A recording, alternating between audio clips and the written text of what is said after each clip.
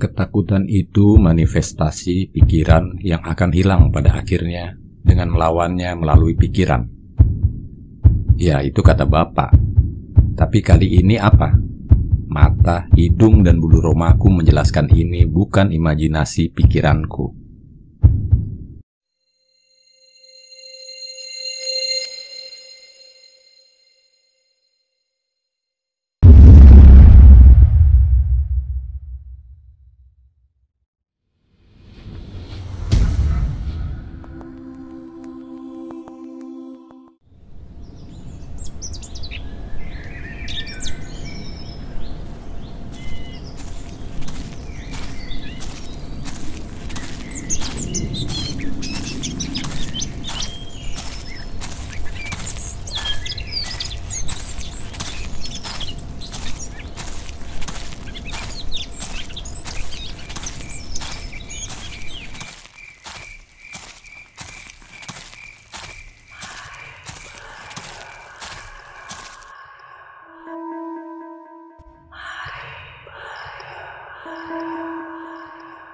Irih dan pelan, namun jelas terdengar. Tubuhku mulai bergetar. Aku merasakan udara dingin itu berhembus melewati tengkuk dan telinga. Pori-poriku mengembang. Air muncul ke permukaan kulitku. Di punggungku sudah kuyup, bahkan air sudah mengalir dari dahi sampai menggantung di dahuku. Aku berusaha menguatkan diri untuk tetap berdiri.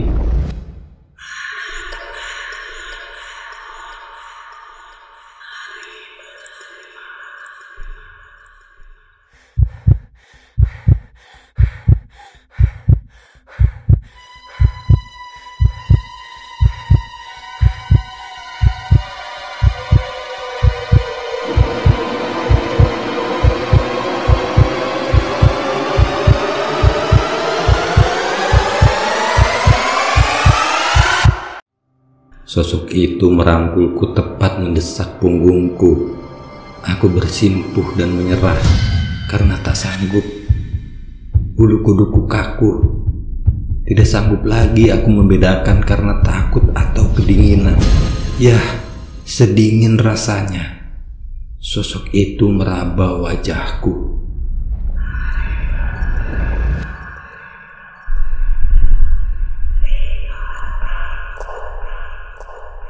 Langkahku membeku. Ku gigit lidahku sekencang mungkin hingga otakku mampu memerintahkan kakiku untuk segera melangkah maju. Sial. Cepat tubuhku bodoh. Ayo jalan. Ayo berlari. Ucap berkali-kali menghipnotis tubuh agar kembali pada fungsinya semula. Percuma. Kini keringat sudah habis rasanya. Air mataku turun perlahan di pelupuk mata.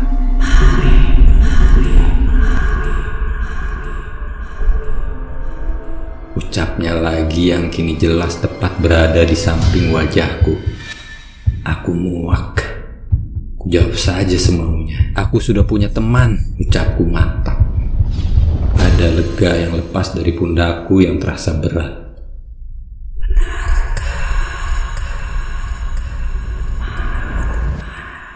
Betapa bodohnya aku. Aku menguatkan diri kembali, mengumpulkan sisa-sisa keberanian untuk menjawab pertanyaan yang semestinya tak perlu kujawab lagi. Logikaku sudah bertarung dalam pikiranku, menimbang-nimbang kemungkinan terbaik untuk bisa melepaskan diri dari ini. Pilihan yang mungkin tepat. Aku tidak punya waktu untuk berlama-lama lagi. Mereka ada di depan. Maaf. Aku ingin menyusul mereka. Seketika hening. Kini ku dengar tawa yang melengking.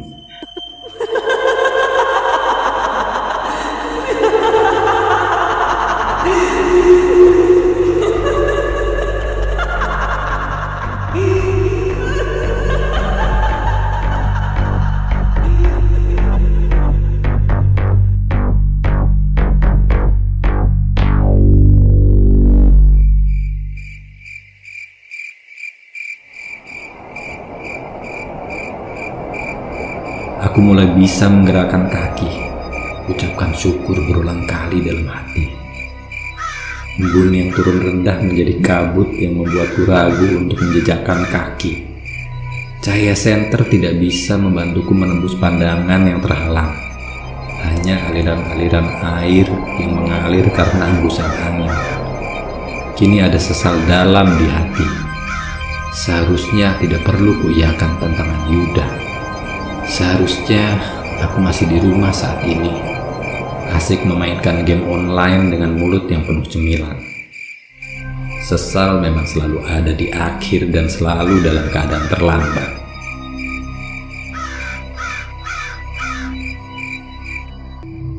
Suhu di tubuhku meningkat hebat. Entah, rasanya seperti terbakar. Rasanya panas sekali. Aku tetap fokus untuk bisa terus berjalan, menerjang kabut yang tidak kunjung reda. Gerimis sesaat turun. Aku menurunkan badan, bertumpu kedua tangan pada lutut, berusaha menghirup sebanyak mungkin oksigen. Dadaku mulai sesak. Pikiranku sudah tak mampu mengatur tubuhku yang lelah.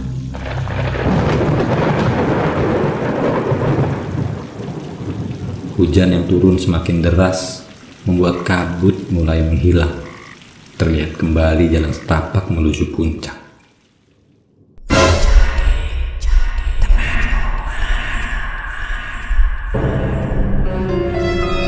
Suara itu begitu jelas tepat di belakang leherku.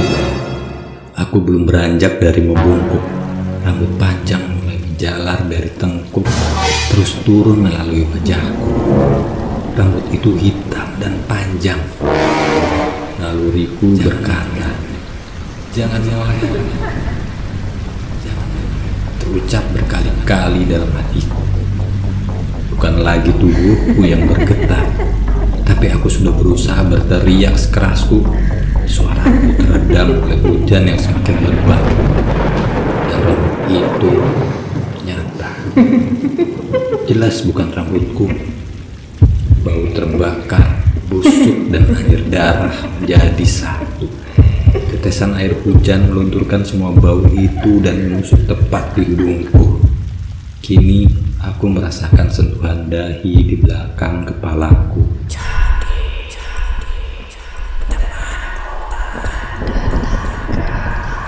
Aku mengelurkan tangan kiriku sembari membalikkan badan. Sekejap lawan naluri sendiri dan berusaha untuk mempertahankan diri. "Pergi kau! Pergi!" ucapku sembari mengayunkan kepalan tangan yang membabi buta. Tentu dengan mata terpejam, keringat dan air hujan sudah menjadi satu. Aku membuka mata. Sosok itu tak ada. Mungkin ini halusinasi, atau memang karena lelah mendaki aku tak bisa mengatur jalan pikiranku sendiri. Aku terduduk, mengusap wajahku yang jelas kurasakan pucat dan takut. Ini pengalaman pertama aku mendaki dan pengalaman pertama menemui hal-hal yang ada di luar logikaku. Sialan Yuda, katanya ini gunung buat pemula. Aman, gak bakal ada hal-hal seperti itu. Aku meracau sesukaku, malah ngalamin mengumpat sejadinya. Kejadian tadi jelas membuatku tidak lagi sempat berpikir gimana teman-temanku. Apakah mereka mengalami hal yang sama? Atau sebaliknya, mereka baik-baik saja, belum saja. Gimana? Aku yakin mereka juga tidak akan menungguku dan terus mendaki sampai ke puncak. Lebih baik begitu. Aku sudah muak dengan kegiatan meski ini.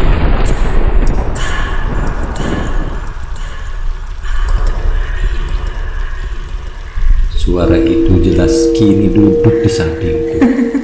Kulihat balutan kain putih yang kotor dengan tanah dan noda warna merah gelap. Busuk, anyir darah, hujan dan tanah itu kembali lagi. Aku menelan ludah dan bersiap mengambil langkah cepat. Kulepaskan tas punggung dari pundakku dan mengambil langkah pertama untuk berlari turun. Aku berlari sekuatnya. Beberapa kali terpeleset dan terguling. Kurasakan ada gesekan antara lutut dan sikutku dengan tanah. Perih sekali. Sepertinya luka. Aku Aku masih terus berlari hingga wajahku merasa puas dan yakin sudah melangkah dan berlari sekuatnya. Semakin yakin saat kulihat ada pendar-pendar cahaya di kejauhan yang semakin mendekat. Ya, ada orang lain. Tolong, tolong, tolong, tolong, teriakku sembari memukul-mukul senterku yang berhenti. Bentar lagi mati ini senter. Kampret. Tolong woi, tolong. Aku yakin mereka mendengar. Ya, cahaya itu mendekati, semakin jelas, semakin jelas. Tapi tidak seperti dugaanku. Bukan bekas cahaya senter seperti yang kubayangkan. Dua orang membawa obor yang jelas lebih aneh dari yang sudah kualami. Hujan lebat ini tidak akan mungkin membuat api menyala begitu kuat dan terang. Aku tidak mampu melihat wajah kedua orang itu. Bayangan topi dan jas hujan menutupi wajah mereka.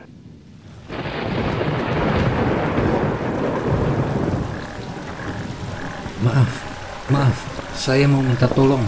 Saya mau turun. Aku bicara dengan cepat. Bisa saya dipercepat keinginanku untuk segera turun ke bawah. Kedua orang itu tetap diam. Lantas hanya seorang dari mereka mengangguk tanpa bicara dan menunjuk ke arah yang lain. Semak belukar yang tidak kulihat sedikit pun adanya jalan. Kesana maksudnya? Jalan pintas atau apa? Dia hanya mengangguk lagi dan mereka pun menuju ke puncak. Aku kembali merinding. Apa mereka dari tim regu penyelamat? Kenapa tidak membawa apa-apa? Hanya jas hujan dan obor. Bahkan tidak ada perlengkapan yang dibawa sama sekali. Tidak hanya itu, mereka bahkan melangkah lebih cepat di tengah hujan yang lebat. Rasa bodoh. Lebih cepat lebih baik. Instingku mungkin telah lumpuh. Apa karena mata ya? Sosok tadi tidak semengerikan sosok perempuan di atas bersamaku. Atau karena aku masih bingung membedakan apakah mereka manusia atau bukan. Semak belukar yang cukup tinggi, tapi aku yakin ini jalannya. Apalagi ada yang sudah menunjukkannya. Sudah hampir 100 meter berjalan.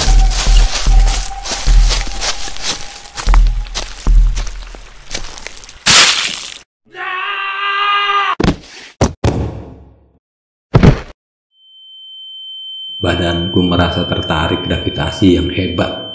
Ternyata kakiku tidak menapak tanah. Aku terjatuh ke sebuah jurang yang tak dalam, seperti tanah yang sedikit longsor. Kakiku terkilir. Sial. Aku arahkan senterku ke arah jurang yang terlihat lebih dalam dan gelap. Aku bersyukur terjatuh di tepi yang lebih dangkal. Tapi hujan ini bisa memperburuk keadaan. Aku sudah menangis karena banyak hal. Karena sakitnya kakiku yang terkilir, karena buruknya situasi yang menimpaku.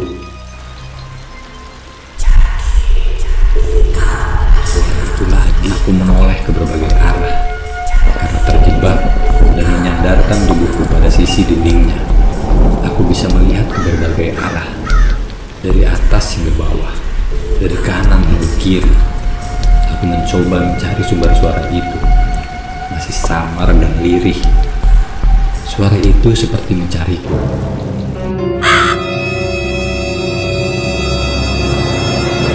Aku kembali menangis. Air mata ini turun begitu saja. Akibat trauma fisik dan mental yang sekarang kuhadapi. Sekarang aku harus bagaimana? Kupejamkan mata, kuucapkan doa berkali-kali sampai badan ini benar-benar lelah. Nyeri di kaki benar-benar memaksaku untuk mengistirahatkan pikiran. Rasa kantuk pun datang. Mata mulai terasa berat ingin terpejam. Sudah tak kuhiraukan lagi semua yang ada. Tapi suara itu masih terdengar.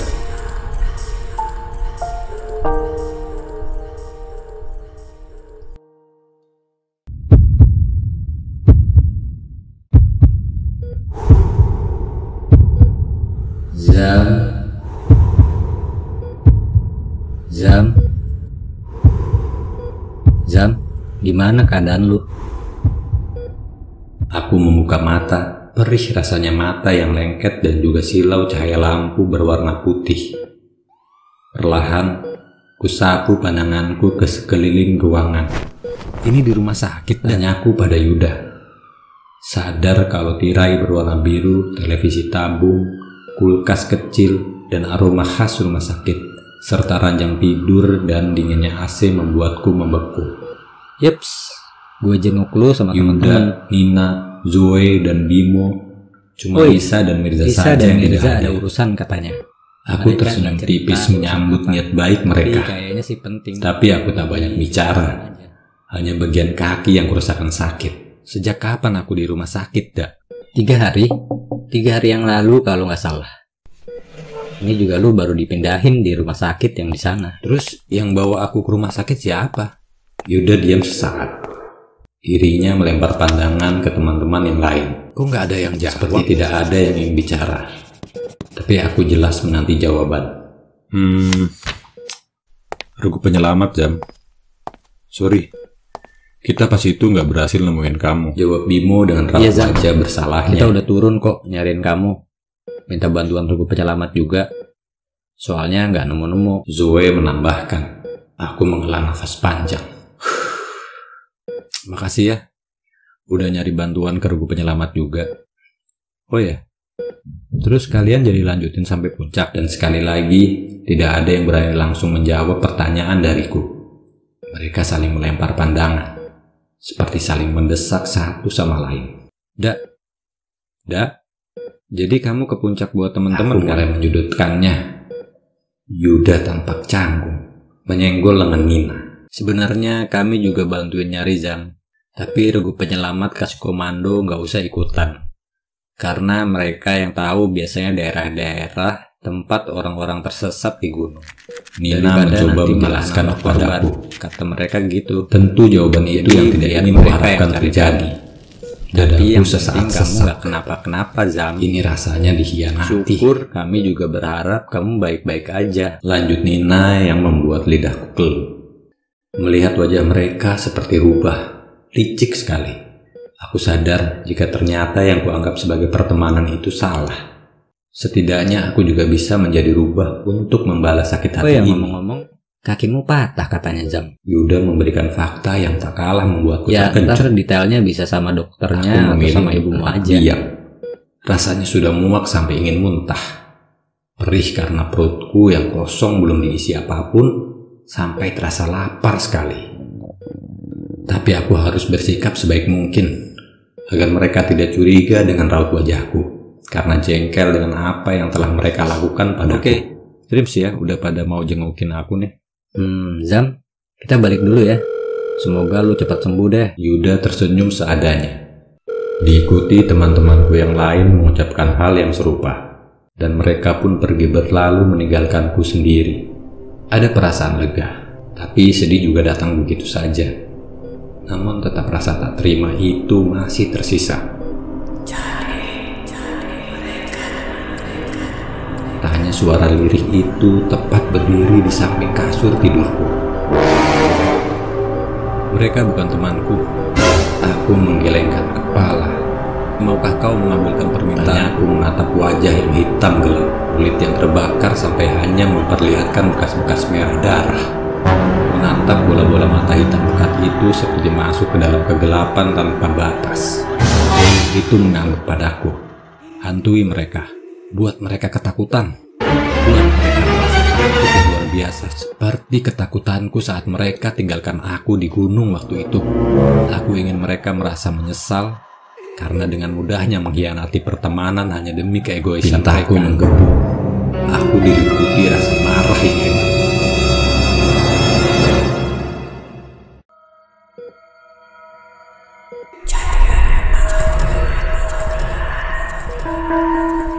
Tanya makhluk itu padaku. Rambutnya kini bergerak menutupi wajahnya, rambut yang terurai hingga dada itu basah oleh darah, air, dan tanah. Baunya mengingatkanku pada kejadian di gunung kala itu. Yah, kini aku sadar aku telah berteman dengan hal yang tak kasat mata. Dan kini dia akan mengabulkan apa yang kuminta. Tidak, aku tidak mendendam. Jika dendam, aku ingin mereka semua mati. Tapi aku tidak sekejam itu. Aku hanya ingin mereka mengalami sakit yang terasa. Pergilah, Penuhi permintaanku. Suruhku dan makhluk itu pun pergi. Sosoknya menembus dinding-dinding rumah sakit. Hingga bau tanah itu tak ada lagi. Hanya aroma rumah sakit yang kembali membuatku mual.